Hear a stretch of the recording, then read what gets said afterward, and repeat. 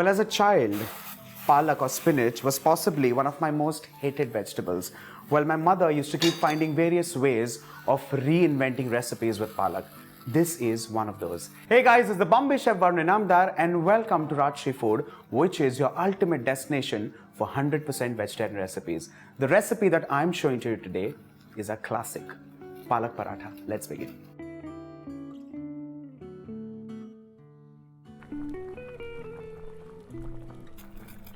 What you need to do is, of course, take palak, clean it well, wash it well, and then this is a step that's called blanching. It's as simple as boiling water and then adding in the clean spinach. Once you think it's kind of done, the colors kind of become nice and deeper, that's where you get blanched spinach. The next step is to retain the color, which is again very important, and for that you need to transfer this immediately into a bowl of iced water. Very, very, very important, because what happens in this case is that the cooking gets arrested. For this, you of course need to take ice, and to that you need to add in some water.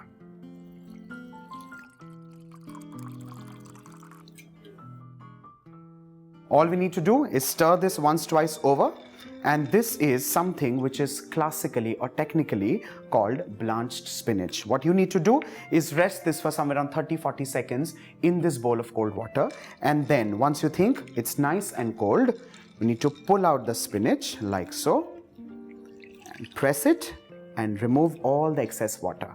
Well, this is a spinach now that can go in your ice boxes or your Ziploc bags and stay in the freezer perfectly for an easy 4 to 5 months. Whenever you feel like pulling out a batch, do that and begin with your recipe. Now this is as simple as blanched spinach, which needs to be kept aside. With this now begins the real recipe. It's as simple as grinding this into fine puree. Like I said, if you remember, my mother used to hide a lot of vegetables in parathas and uttapams and upmas and idlis and dosas and things like that, and this is one of those recipes. Well, I'm just following what she used to do. Chop this roughly and transfer this in a grinder. Well, you can also chop this and add it in the paratha, but that's only and only if your children or your family likes it. The next step is to spike this up slightly, and for this, of course, I'm making this for myself, so I'm adding in lots of chilies, but chilies can be added as per your discretion. Green chilies, not the red one, because the red one will kind of change the color a little. You still want to trail around the green bits, and that's just perfect. Well, in the winters, you can of course use green garlic, but through the year, you have to make friends with garlic. So lots of garlic, because again, garlic is my ultimate favorite. And another reason is because lasuni palak is quite a favorite. Combination is made in heaven. The next is to grind this into a fine and smooth paste. You can also leave it coarse, well, that's again personal.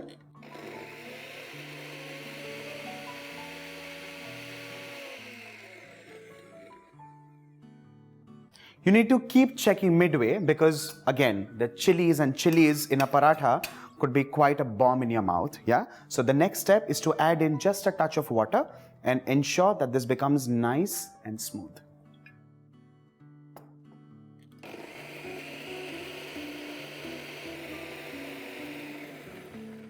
With this, the paste is of course done and ready, and this now gets transferred straight into whole wheat flour.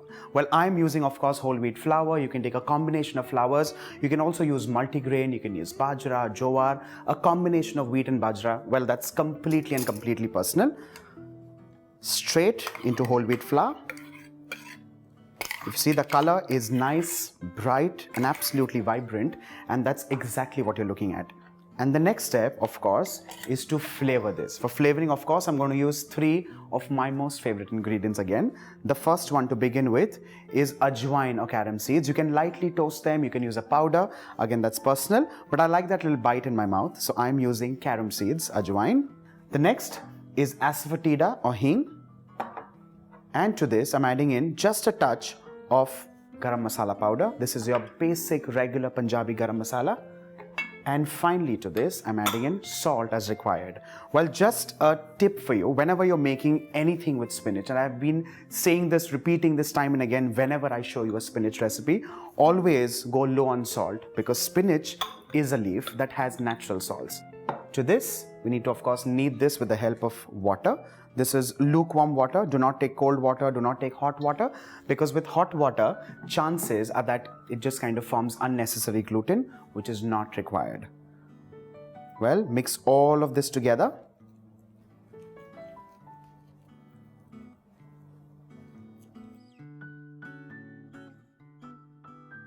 Whenever we begin kneading any dough for that matter, you need to go absolutely low on water to begin with. It's fine even if you make a hard dough to begin with, because it'll slowly keep getting softer the moment you keep adding water or any liquid. Well, some recipes also call for buttermilk, some call for cream, some call for milk. Well, that's again, it keeps changing recipe to recipe. This one, for that matter, uses water. Go absolutely low and slow. Do not be in a hurry to add oil, because the moment you add in oil, it kind of becomes like a short crust, like a biscuit, and you're not looking at that in a recipe for a paratha. Well, at this stage, of course, a little earlier, because this is a palak paratha, of course, I'm using palak, but you can also hide in other greens in something like this. You can hide in methi, you can hide in amaranth, you can hide in lauki, which is dudhi, lots of things. But don't do the mistake of trying to hide something like a bitter gourd or a karela, because that is going to end up making a paratha bitter. Simple. Well, it's all kind of come together now. At this stage, we add in just a little bit of oil, because that is also kind of going to bring in moisture in this recipe. So like a tablespoonful of oil. This is regular vegetable oil. Mix this. Knead it rather.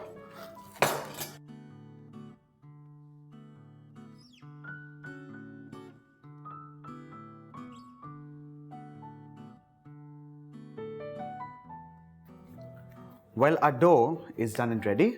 Now this needs to go back in the bowl, covered of course with a cloth, and this needs to rest for precisely 10 minutes, because the gluten needs to just kind of start forming, and I will see you back after the dough is rested 10 minutes. Our Palak Paratha dough has rested perfectly, and like I said earlier, it's just taken 10 minutes. The next step is to knead it back like so. Of course, you don't need to really knead it as such, just in your hands, and pinch out lemon-sized balls. Well, these balls again go under the damp cloth. Just roll it again. Well, a paratha dough is generally a little bigger in size than a chapati or a fulka dough, and of course bigger than a puri, because size-wise it's different, but a paratha is different because it's also thicker than a chapati. It's important to rest it under a damp cloth, because you do not want a dry film or a cover on top of the dough. Goes back, and this is now going to be our first Palak Paratha. Roll it well, press it lightly, and this next goes dabbing in refined flour or wheat flour. That's a completely personal call. Roll it well, and this now goes onto your rolling board. Well, of course, a paratha can be rolled as per the thickness that you like or desire.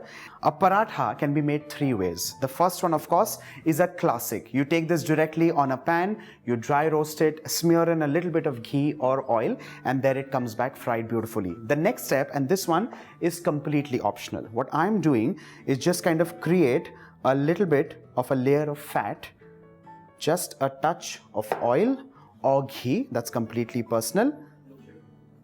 Smear it well, and to this I'm going to add in just a little bit of flour. Now this one is wheat flour, refined flour, again, whatever you have at hand. Smear it well. Now this in a way creates a little bit of a shortening, and that also kind of helps in puffing up the paratha and kind of creating those lachas. Now this can be folded two ways. I'll show you both the ways. The first one, of course, is to roll it like a square. I'm not pressing it because I'm showing you the same again. So this is a square. If you roll it nicely on all sides, you get a square paratha or a rectangular paratha. The next step is to open it and fold it like so into a triangle. Now this way, when you start rolling, you get a triangular paratha. Now whether you want a round one, a square one, or a triangular one, go wild with your shapes. Well, I am sticking to the triangular one. Pat it, just a little bit of flour again so that it doesn't kind of stick at the board. And next is to roll it onto the desired thickness.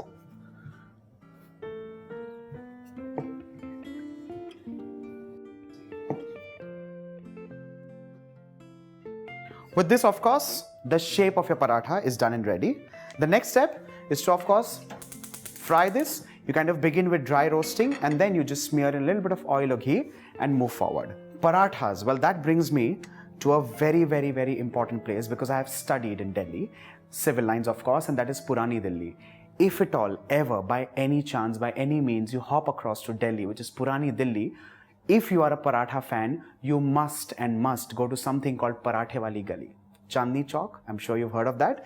They make some of the most amazing parathas and they make a very spectacular chutney, which is made, of course, like a sont ki chutney, like a meathi chutney, which is your tamarind chutney. And they slice in ripe bananas. Well, that's one chutney that I've never personally liked, but I know a lot of people go there especially for that chutney. So if at all you're in Delhi, that's the place. Once the paratha just kind of gets these little bubbles on top, you flip it over and there you see it gets these beautiful little specks. This is the step when you smear in a little bit of oil or ghee and that will kind of build up on the brown spots. Flip this once, twice over and fry this till it's nice, crisp, golden brown. You get these little bit of those speckled color and that's just going to look perfect. Well, imagine a green paratha with those little burn spots here and there and a dollop of makhan or ghee.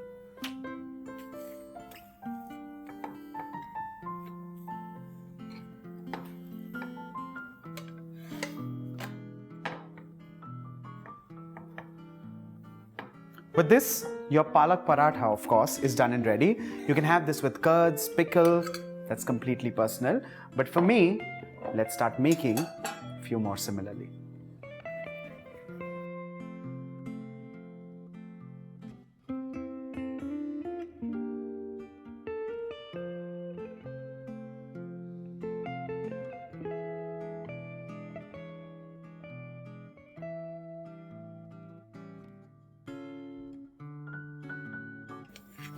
With this, off goes the flame and a Palak Paratha is done and ready.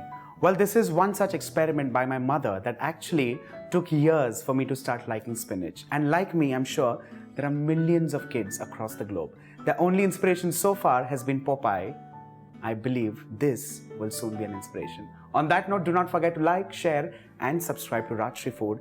And for more such 100% vegetarian recipes, stay tuned.